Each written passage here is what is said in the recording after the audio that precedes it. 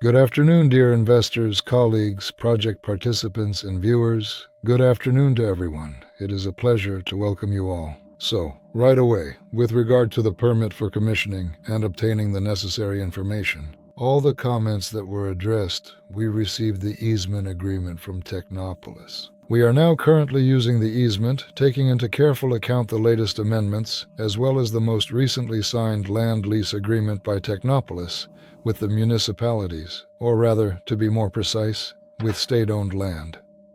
Currently, the easement agreement, which pertains to state or municipal property, is being signed in the Contracts Department and is pending approval by the Ministry of Economic Development. As I mentioned earlier, by law, they have a total of 30 days to sign the document. So, the previous stages have already been completed, and now it's in the final phase.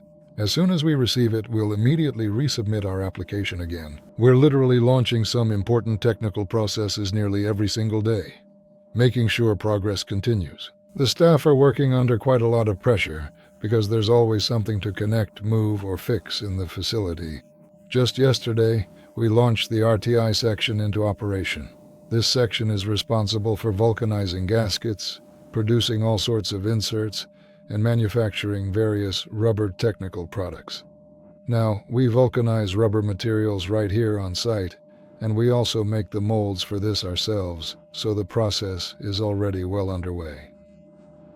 This morning we finished installing the shelving for the press molds for the thermoplastic machines. We are working on fine-tuning the molding modes for the handles on the angle grinder. We're experimenting because we had the idea to change the plastic material so that the handle would be a bit more flexible, not so rigid or stiff. The tactile feel would definitely be better, so this work is also currently underway. Overall, I would say the year has been a positive one. A lot has been accomplished because despite all the internal processes within the company, everything happened according to schedule. The work progressed only as much as our available finances, technical capabilities, and personnel allowed, because we were not only installing the necessary equipment to put it into operation, but also, as I mentioned earlier, bringing all of it into proper working condition. All of these challenges were eventually overcome, and everything was put into operation. According to the schedule, you may recall we said that in the fourth quarter we were supposed to ship products and receive the first revenue from sales. Therefore, unfortunately, I must report, and I do so with genuine regret. With sincere and heartfelt regret, I must inform the haters that, regrettably, this is the situation. We have fulfilled our obligations. The first payments have been received in our account for the shipped and accepted products.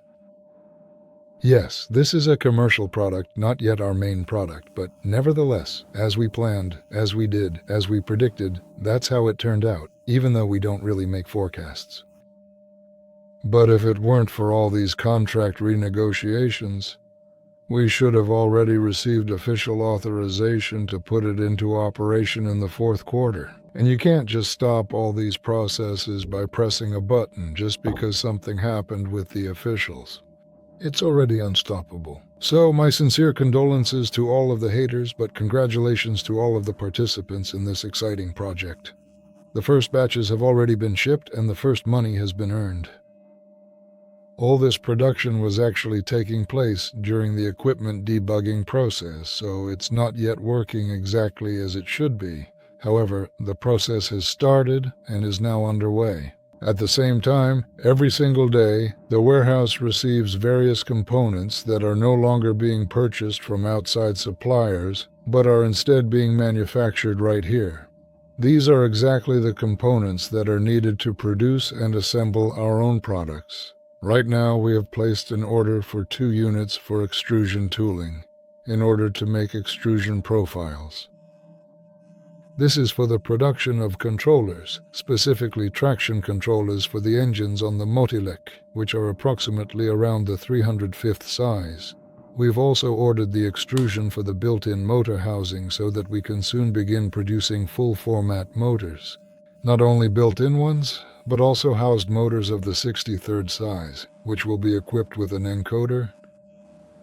as well as gearboxes, and they will be used as traction motors and also for general purposes in a wide variety of applications. This is specifically the 63rd size, but at the same time, the power output of these motors is actually the same as that of the 90th and 100th sizes, which are larger. The product assembly processes are underway. Testing is ongoing, and just today, a version of the engine was tested. We're already looking not just at the electromagnetic system, but also at solving the issue with the leads, because we had 24 leads there. For testing, that was perfectly fine for us, but for the commercial product, we're now reducing it to 6. Today we tested it, and everything was confirmed. It was correct.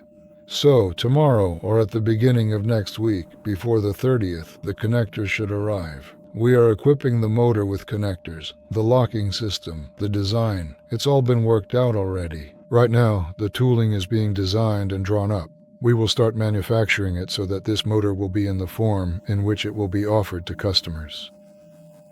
That's why this year we've made great progress with you, not just in development, but in actually setting up production for the motors developed by Sovelmash. And it's not just motors, of course, but controllers as well. Because right now, at the RTI section, we are currently making components not only for the angle grinder, but we are also in the process of preparing parts for the power controller of the 305 motor, as well as for the Motelec as well. So this is already quite a serious situation. After we put it into operation, can we make a profit? I mean, can we take advance payments from customers and so on? We're making profit. It's actually been more than 2 years now. Sorry, basically from the very beginning, well, we took about a year or maybe even half a year to really get going and establish ourselves, but after that point we were already profitable, so we've never... Well, there was 1 month, actually to be more precise, there was 1 quarter when we had a loss, but aside from that we've always managed to stay in the black. In 1 quarter we had 1 unprofitable month, and we made up for it in another quarter.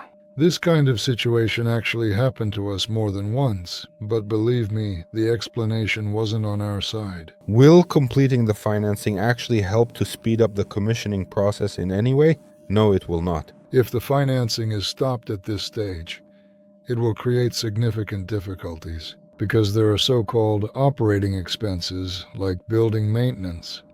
Then there's the need for working capital. All of this is required. And until we reach sales volumes of 50 to 100 million per month. Does Sobyanin actually know about us, really? According to the information we've received, he already does. Because I won't go into detail about the actions we took to overcome the obstacles, but believe me, they were, to put it mildly, far from ordinary and quite serious. All of this was ultimately resolved, let's put it this way, strictly within the established framework of the law. Production in India. Will Sovelmash also be involved there? Will this affect the company's capitalization? Maybe we'll receive lump sum payments from India. We will if production is set up there, and if manufacturing is fully established and actually takes place there. Then, naturally, according to Sovelmash's official documentation, there will of course be payments made. But lump sum payments, you see, are essentially a kind of advance payment. Depending on the number of sales, a percentage will be set that would be commercially attractive for both Sovelmash and the manufacturer.